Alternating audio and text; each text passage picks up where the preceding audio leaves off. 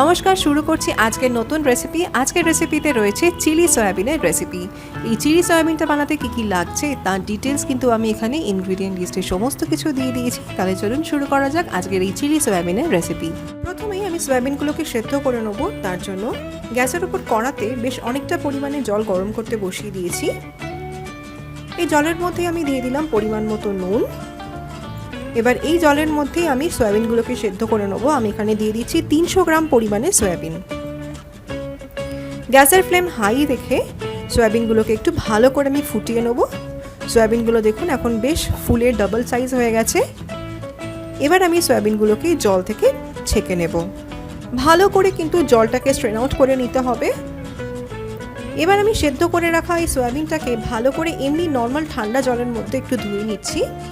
সেদ্ধ করে নেওয়া সয়াবিনের কিন্তু একটা কীরকম একটা স্মেল থাকে, একটা গন্ধ থাকে, সেটা কিন্তু খুব ভালো করে ধুয়ে নিতে হয়, না হলে কিন্তু সয়াবিনের গন্ধটা যায় না। আমি ভালো করে সয়াবিনগুলোকে ধুয়ে নিয়েছি। এবার একটু আলতো করে এভাবে হাতের চাপে সয়াবিনগুলোকে নিয়ে এইভাবে একটু জলটাকে আমি চিপে নিচ্ছি। সয়াবিন থেকে জলটাকে বের করে এবার একটা আমি মিক্সিং বোলের মধ্যে সয়াবিনগুলোকে তুলে নিচ্ছি। আমি আরও একবার দেখাচ্ছি, দেখুন খুব বেশি করে কিন্তু চাপ দেবেন না, একটু হালকা চাপ দিলেই এরকমভাবে পুরো সয়াবিন থেকে জলটা স্ট্রেন আউট হয়ে যাচ্ছে। এইভাবেই আমি সমস্ত কটা সয়াবিন থেকে জলগুলোকে বের করে নিয়েছি।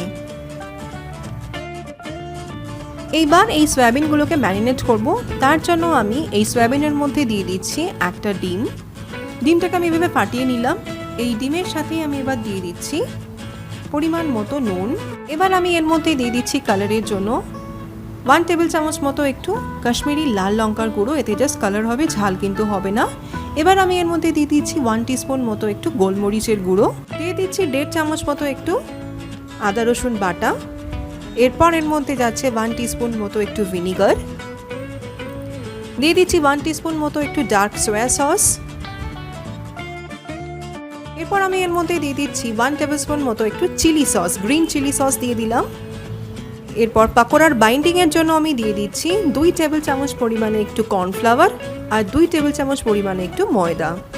এই ময়দা আর কর্নফ্লাওয়ারটা কিন্তু যদি মনে করেন একটু কম লাগছে, সেটা পরে কিন্তু আরও একটু দিয়ে অ্যাডজাস্ট করে নিতে পারেন। আমি পরে কিন্তু আরও 1 টেবিল চামচ করে দুটোই দিয়েছিলাম, 1 টেবিল চামচ ময়দা, 1 টেবিল চামচ কর্নফ্লাওয়ার।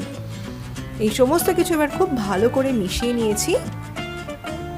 এইবার একে একে পকোড়াগুলো ভাজবো। তার জন্য আমি ডিপ ফ্রাইয়ের জন্য এদিকে আমি তেল গরম করতে বসিয়ে দিয়েছি।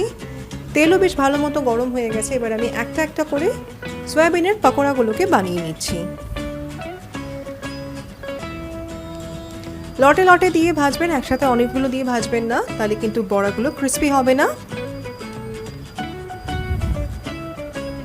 একটা একটা করে লট হয়ে গেছে, দেখুন আমি এগুলোকে তুলে নিলাম। এভাবে সেকেন্ড লটেও আমি আরও একটা লট দিয়ে দিলাম। এইভাবেই আমি সমস্ত কটা সয়াবিনের পকোড়া ভেজে নিলাম। এবার চিলি সয়াবিনের গ্রেভিটা বানাচ্ছি। তার জন্য আমি কড়ার মধ্যে নিয়ে নিয়েছি 3 টেবিল চামচ রিফাইন তেল। প্রথমেই আমি তেলের মধ্যে দিয়ে দিচ্ছি 6 থেকে 7টা পরিমাণে রসুনকে একদম ফাইন মিহি করে কুচিয়ে নিয়েছি। আগে রসুনটাকে দিয়ে দিলাম।